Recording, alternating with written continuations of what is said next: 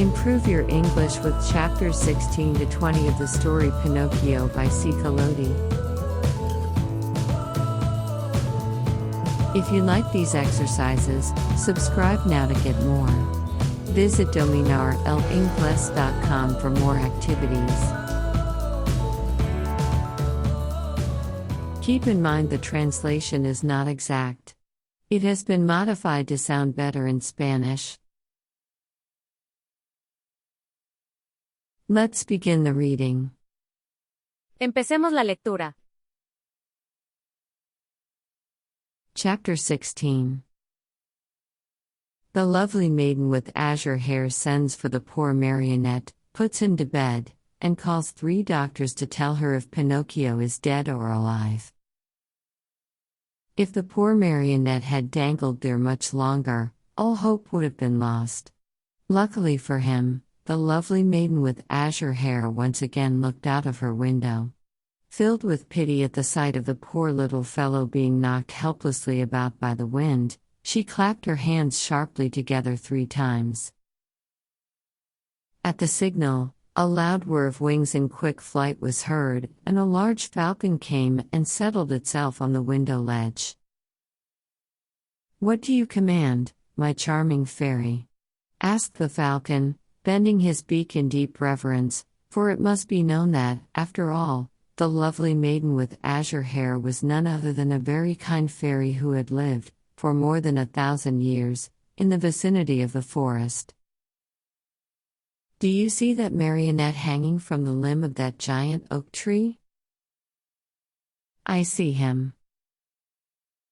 "Very well. Fly immediately to him.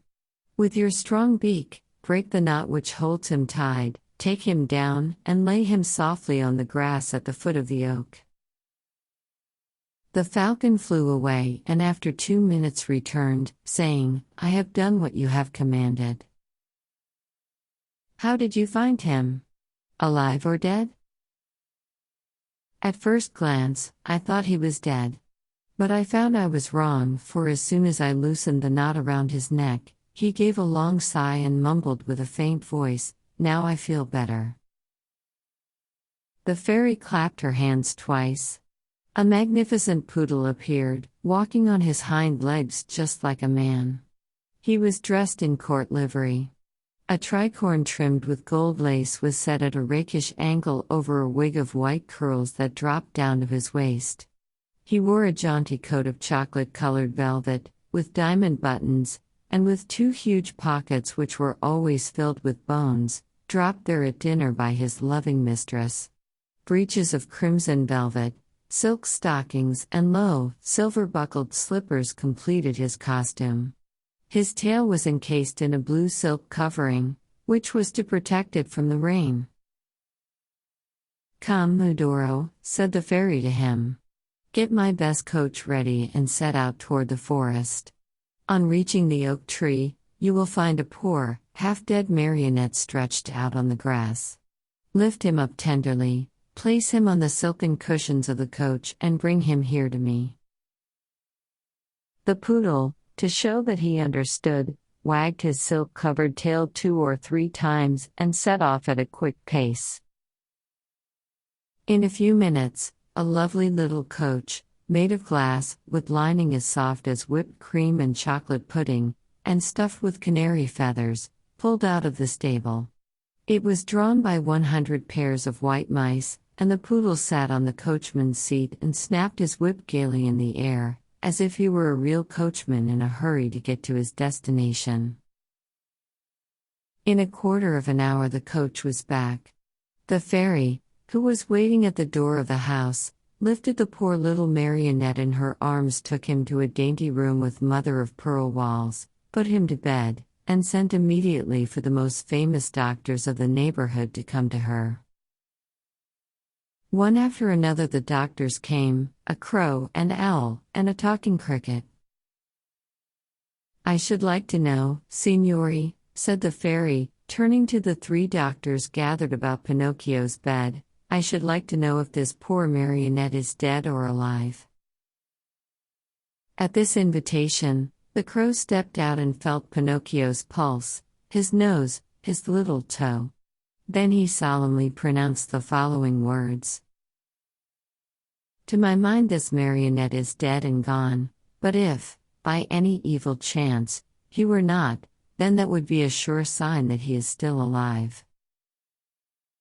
I am sorry, said the owl, to have to contradict the crow, my famous friend and colleague. To my mind this marionette is alive, but if, by any evil chance, he were not, then that would be a sure sign that he is wholly dead. And do you hold any opinion? The fairy asked the talking cricket. I say that a wise doctor, when he does not know what he is talking about, should know enough to keep his mouth shut. However, that marionette is not a stranger to me. I have known him a long time. Pinocchio, who until then had been very quiet, shuddered so hard that the bed shook. That marionette, continued the talking cricket, is a rascal of the worst kind. Pinocchio opened his eyes and closed them again. He is rude, lazy, a runaway. Pinocchio hid his face under the sheets. That marionette is a disobedient son who is breaking his father's heart. Long shuddering sobs were heard, cries, and deep sighs. Think how surprised everyone was when, on raising the sheets, they discovered Pinocchio half melted in tears. When the dead weep, they are beginning to recover, said the crow solemnly. I'm sorry to contradict my famous friend and colleague, said the owl, but as far as I'm concerned, I think that when the dead weep, it means they do not want to die. Chapter 17. Pinocchio eats sugar, but refuses to take medicine. When the undertakers come for him, he drinks the medicine and feels better. Afterwards he tells a lie and, in punishment, his nose grows longer and longer. As soon as the three doctors had left the room, the fairy went to Pinocchio's bed and, touching him on the forehead, noticed that he was burning with fever. She took a glass of water, put a white powder into it, and, handing it to the marionette, said lovingly to him, "Drink this, and in a few days you'll be up and well." Pinocchio looked at the glass, made a wry face, and asked in a whining voice, "Is it sweet or bitter?" "It is bitter, but it is good for you." "If it is bitter, I don't want it." "Drink it." "I don't like anything bitter." "Drink it and I'll give you a lump of sugar to take the bitter taste from your mouth." "Where's the sugar?" "Here it is," said the fairy, taking a lump from a golden sugar bowl. "I want the sugar first, then I'll drink the bitter water." "Do you promise?" "Yes." The fairy gave him the sugar and Pinocchio, after chewing and swallowing it in a twinkling, said, smacking his lips, "If only sugar were medicine. I should take it every day. Now keep your promise and drink these few drops of water. They'll be good for you." Pinocchio took the glass in both hands and stuck his nose into it. He lifted it to his mouth and once more stuck his nose into it. "It is too bitter, much too bitter. I can't drink it." "How do you know, when you haven't even tasted it?" "I can imagine it.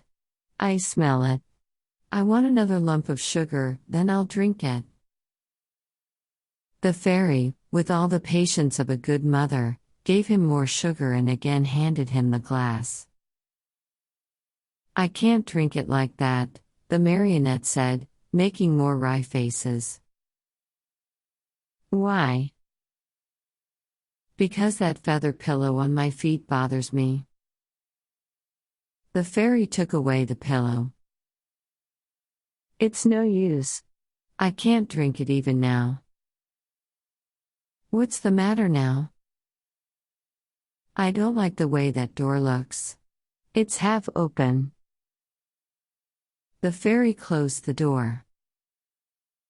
I won't drink it, cried Pinocchio, bursting out crying. I won't drink this awful water. I won't. I won't.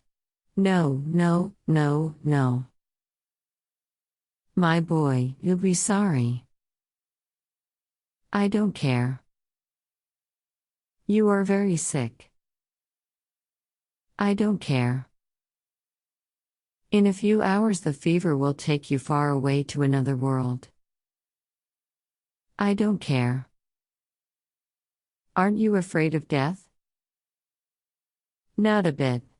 I'd rather die than drink that awful medicine. At that moment, the door of the room flew open and in came 4 rabbits as black as ink, carrying a small black coffin on their shoulders. What do you want from me? Asked Pinocchio.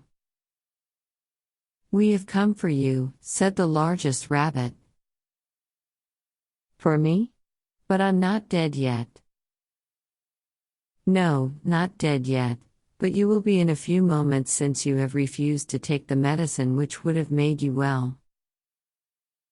Oh, fairy, my fairy, the marionette cried out, give me that glass. Quick, please. I don't want to die. No, no, not yet, not yet. And holding the glass with his 2 hands, he swallowed the medicine at one gulp. Well, said the 4 rabbits, this time we have made the trip for nothing. And turning on their heels, they marched solemnly out of the room, carrying their little black coffin and muttering and grumbling between their teeth. In a twinkling, Pinocchio felt fine. With one leap he was out of bed and into his clothes. The fairy, seeing him run and jump around the room gay as a bird on wing, said to him, My medicine was good for you, after all, wasn't it? Good indeed. It has given me new life. Why, then, did I have to beg you so hard to make you drink it?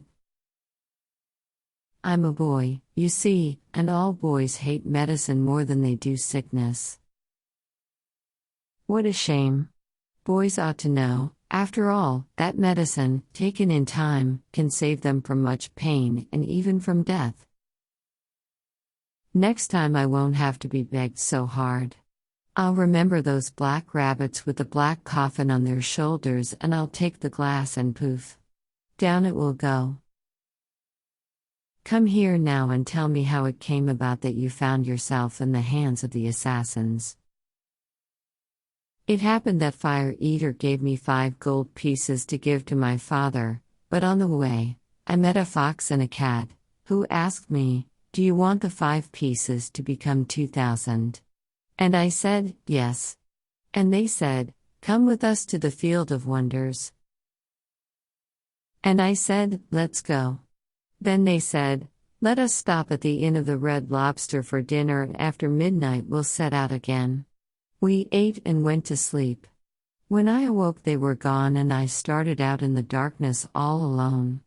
On the road I met 2 assassins dressed in black coal sacks, who said to me, Your money or your life.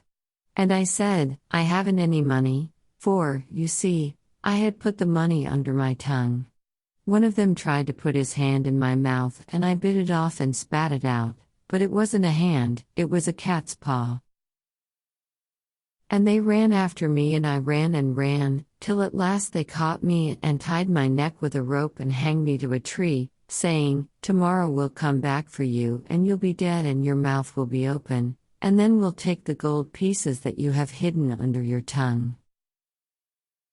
Where are the gold pieces now? The fairy asked. I lost them, answered Pinocchio, but he told a lie, for he had them in his pocket.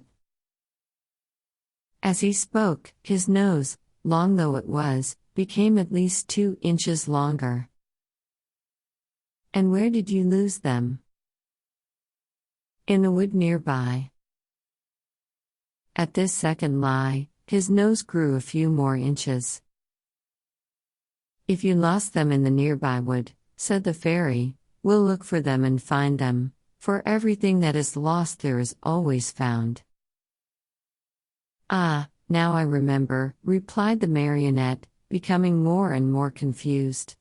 "I did not lose the gold pieces, but I swallowed them when I drank the medicine." At this third lie, his nose became longer than ever, so long that he could not even turn around.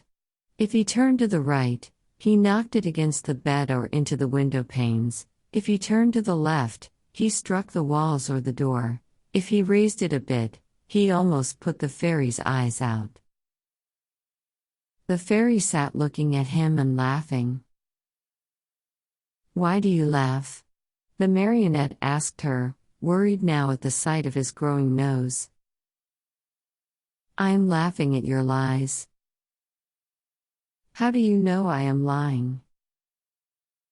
"Lies, my boy, are known in a moment. There are two kinds of lies, lies with short legs and lies with long noses. Yours, just now, happen to have long noses." Pinocchio, not knowing where to hide his shame, tried to escape from the room, but his nose had become so long that he could not get it out of the door. Chapter 18. Pinocchio finds the fox and the cat again, and goes with them to sow the gold pieces in the field of wonders. Crying as if his heart would break, the marionette mourned for hours over the length of his nose. No matter how he tried, it would not go through the door. The fairy showed no pity toward him, as she was trying to teach him a good lesson, so that he would stop telling lies, the worst habit any boy may acquire. But when she saw him, pale with fright and with his eyes half out of his head from terror, she began to feel sorry for him and clapped her hands together. 1,000 woodpeckers flew in through the window and settled themselves on Pinocchio's nose. They pecked and pecked so hard at that enormous nose that in a few moments, it was the same size as before. "How good you are, my fairy," said Pinocchio, drying his eyes, "and how much I love you." "I love you too," answered the fairy, "and if you wish to stay with me, you may be my little brother, and I'll be your good little sister." "I should like to stay, but what about my poor father?" "I have thought of everything. Your father has been sent for and before night he will be here." "Really?" cried Pinocchio joyfully.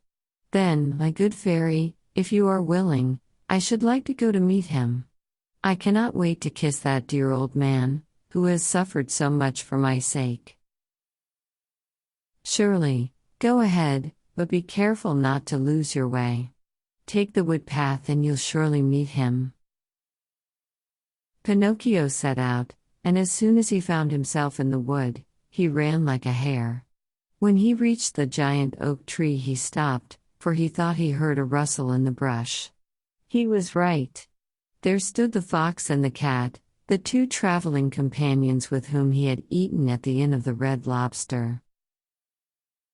"Here comes our dear Pinocchio," cried the fox, hugging and kissing him. "How did you happen here?" "How did you happen here?" repeated the cat. "It is a long story," said the marionette. "Let me tell it to you. The other night, when you left me alone at the inn, I met the assassins on the road." "The assassins? Oh, my poor friend. And what did they want?" "They wanted my gold pieces." "Rascals," said the fox. "The worst sort of rascals," added the cat. "But I began to run," continued the marionette, "and they after me, until they overtook me and hanged me to the limb of that oak." Pinocchio pointed to the giant oak nearby. "Could anything be worse?" said the fox. "What an awful world to live in! Where shall we find a safe place for gentlemen like ourselves?" As the fox talked thus, Pinocchio noticed that the cat carried his right paw in a sling. "What happened to your paw?" he asked. The cat tried to answer, but he became so terribly twisted in his speech that the fox had to help him out. "My friend is too modest to answer. I'll answer for him. About an hour ago, we met an old wolf on the road. He was half-starved and begged for help. Having nothing to give him, what do you think my friend did out of the kindness of his heart? With his teeth, he bit off the paw of his front foot and threw it at that poor beast, so that he might have something to eat." As he spoke, the fox wiped off a tear. Pinocchio, almost in tears himself, whispered in the cat's ear, "If all the cats were like you, how lucky the mice would be." "And what are you doing here?" the fox asked the marionette. "I am waiting for my father, who will be here at any moment now." "And your gold pieces?" "I still have them in my pocket, except one which I spent at the Inn of the Red Lobster." "To think that those 4 gold pieces might become 2,000 tomorrow. Why don't you listen to me? Why don't you sow them in the field of wonders?" "Today it is impossible. I'll go with you some other time." "Another day will be too late," said the fox. "Why?" "Because that field has been bought by a very rich man, and today is the last day that it will be open to the public." "How far is this field of wonders?" "Only 2 miles away. Will you come with us? We'll be there in half an hour. You can sow the money, and, after a few minutes, you will gather your 2,000 coins and return home rich. Are you coming?" Pinocchio hesitated a moment before answering, for he remembered the good fairy, old Geppetto, and the advice of the talking cricket. Then he ended by doing what all boys do, when they have no heart and little brain. He shrugged his shoulders and said to the fox and the cat, "Let us go. I am with you." And they went. They walked and walked for a half a day at least, and at last they came to the town called the City of Simple Simons. As soon as they entered the town, Pinocchio noticed that all the streets were filled with hairless dogs, yawning from hunger, with sheared sheep, trembling with cold, with combless chickens, begging for a grain of wheat, with large butterflies, unable to use their wings because they had sold all their lovely colors, with tailless peacocks, ashamed to show themselves, and with bedraggled pheasants, scuttling away hurriedly, grieving for their bright feathers of gold and silver, lost to them forever. Through this crowd of paupers and beggars, a beautiful coach passed now and again. Within it sat either a fox, a hawk, or a vulture. "Where is the field of wonders?" asked Pinocchio, growing tired of waiting. "Be patient. It is only a few more steps away." They passed through the city and, just outside the walls, they stepped into a lonely field, which looked more or less like any other field. "Here we are," said the fox to the marionette. "Dig a hole here and put the gold pieces into it." The marionette obeyed. He dug the hole, put the 4 gold pieces into it, and covered them up very carefully. "Now," said the fox, "go to that nearby brook, bring back a pail full of water, and sprinkle it over the spot." Pinocchio followed the directions closely, but, as he had no pail, he pulled off his shoe, filled it with water, and sprinkled the earth which covered the gold. Then he asked, "Anything else?" "Nothing else," answered the fox. "Now we can go. Return here within 20 minutes, and you will find the vine grown and the branches filled with gold pieces." Pinocchio, beside himself with joy, thanked the fox and the cat many times and promised them each a beautiful gift. "We don't want any of your gifts," answered the two rogues. "It is enough for us that we have helped you to become rich with little or no trouble. For this we are as happy as kings." They said goodbye to Pinocchio and, wishing him good luck, went on their way. Chapter 19. Pinocchio is robbed of his gold pieces and, in punishment, is sentenced to 4 months in prison. If the marionette had been told to wait a day instead of 20 minutes, the time could not have seemed longer to him. He walked impatiently to and fro and finally turned his nose toward the field of wonders. And as he walked with hurried steps, his heart beat with an excited tick, tack, just as if it were a wall clock, and his busy brain kept thinking, "What if, instead of 1,000, I should find 2,000? Or if, instead of 2,000, I should find 5,000? Or 100,000? I'll build myself a beautiful palace, with 1,000 stables filled with 1,000 wooden horses to play with, a cellar overflowing with lemonade and ice cream soda, and a library of candies and fruits, cakes and cookies." Thus amusing himself with fancies, he came to the field. There he stopped to see if, by any chance, a vine filled with gold coins was in sight. But he saw nothing. He took a few steps forward, and still nothing. He stepped into the field. He went up to the place where he had dug the hole and buried the gold pieces. Again nothing. Pinocchio became very thoughtful and, forgetting his good manners altogether, he pulled a hand out of his pocket and gave his head a thorough scratching. As he did so, he heard a hearty burst of laughter close to his head. He turned sharply, and there, just above him on the branch of a tree, sat a large parrot, busily preening his feathers. "What are you laughing at?" Pinocchio asked peevishly. "I'm laughing because, in preening my feathers, I tickled myself under the wings." The marionette did not answer. He walked to the brook, filled his shoe with water, and once more sprinkled the ground which covered the gold pieces. Another burst of laughter, even more impertinent than the first, was heard in the quiet field. "Well," cried the marionette, angrily this time, "may I know, Mr. Parrot, what amuses you so?" "I'm laughing at those simpletons who believe everything they hear and who allow themselves to be caught so easily in the traps set for them." "Do you, perhaps, mean me?" "I certainly do mean you, poor Pinocchio, you who are such a little silly as to believe that gold can be sown in a field just like beans or squash. I, too, believed that once, and today I am very sorry for it.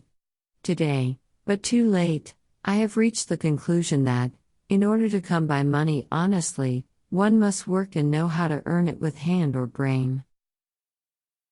"I don't know what you are talking about," said the marionette, who was beginning to tremble with fear. "Too bad. I'll explain myself better," said the parrot. "While you were away in the city, the fox and the cat returned here in a great hurry. They took the 4 gold pieces which you have buried and ran away as fast as the wind. If you can catch them, you're a brave one." Pinocchio's mouth opened wide. He would not believe the parrot's words and began to dig away furiously at the earth.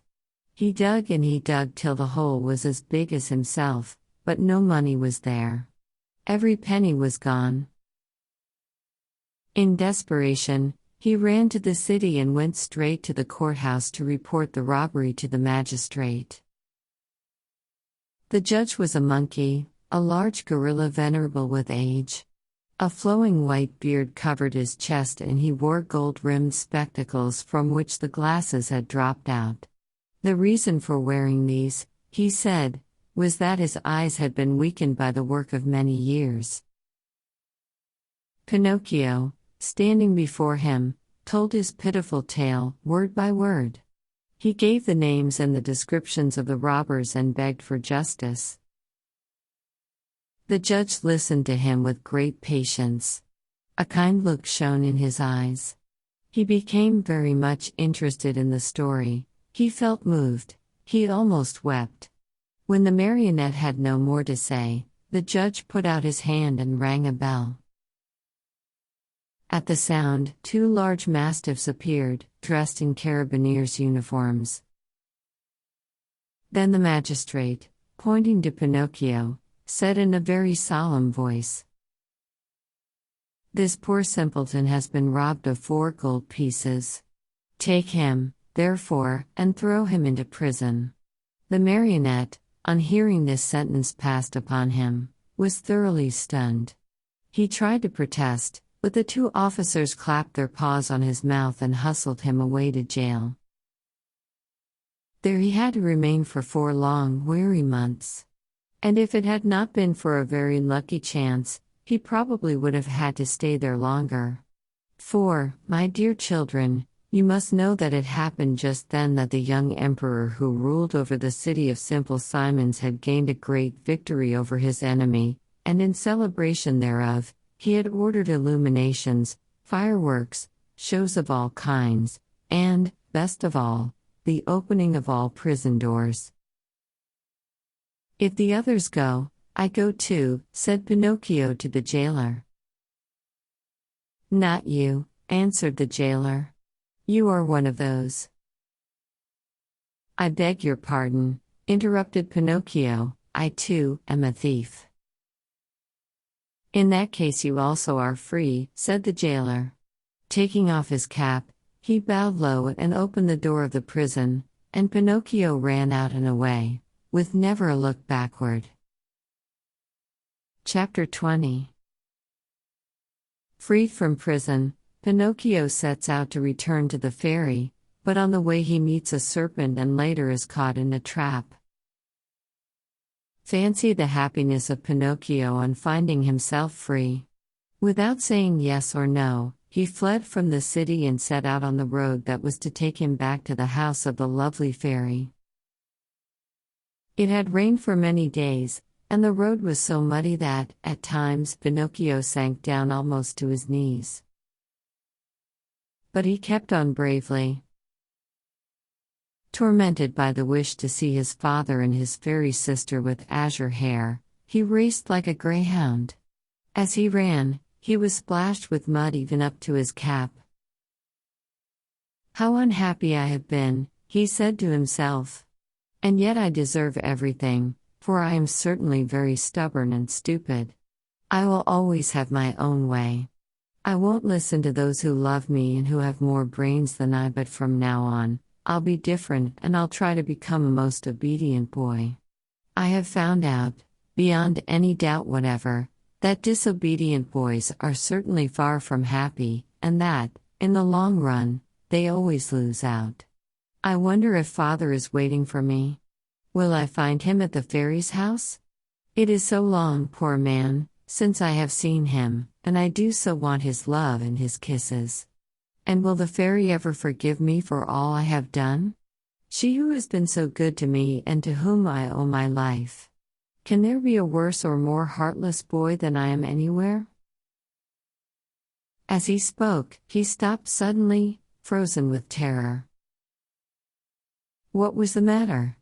An immense serpent lay stretched across the road, a serpent with a bright green skin, fiery eyes which glowed and burned, and a pointed tail that smoked like a chimney. How frightened was poor Pinocchio!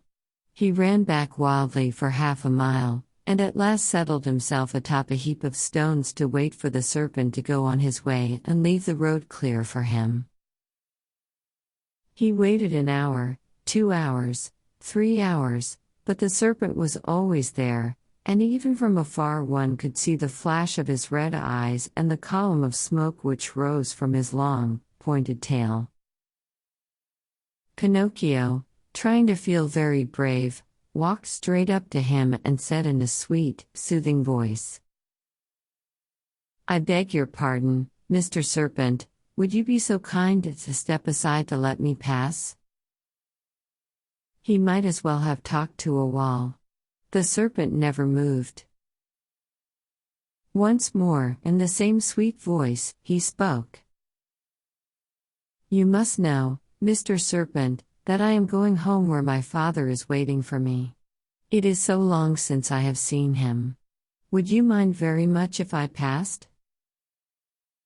He waited for some sign of an answer to his questions, but the answer did not come.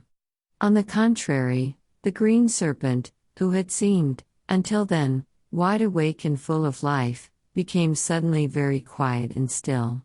His eyes closed and his tail stopped smoking. "Is he dead, I wonder?" said Pinocchio, rubbing his hands together happily. Without a moment's hesitation, he started to step over him, but he had just raised one leg when the serpent shot up like a spring and the marionette fell head over heels backward. He fell so awkwardly that his head stuck in the mud, and there he stood with his legs straight up in the air. At the sight of the marionette kicking and squirming like a young whirlwind, the serpent laughed so heartily and so long that at last he burst an artery and died on the spot. Pinocchio freed himself from his awkward position and once more began to run in order to reach the fairy's house before dark. As he went, the pangs of hunger grew so strong that, unable to withstand them, he jumped into a field to pick a few grapes that tempted him. Woe to him! No sooner had he reached the grapevine than crack went his legs. The poor marionette was caught in a trap set there by a farmer for some weasels which came every night to steal his chickens.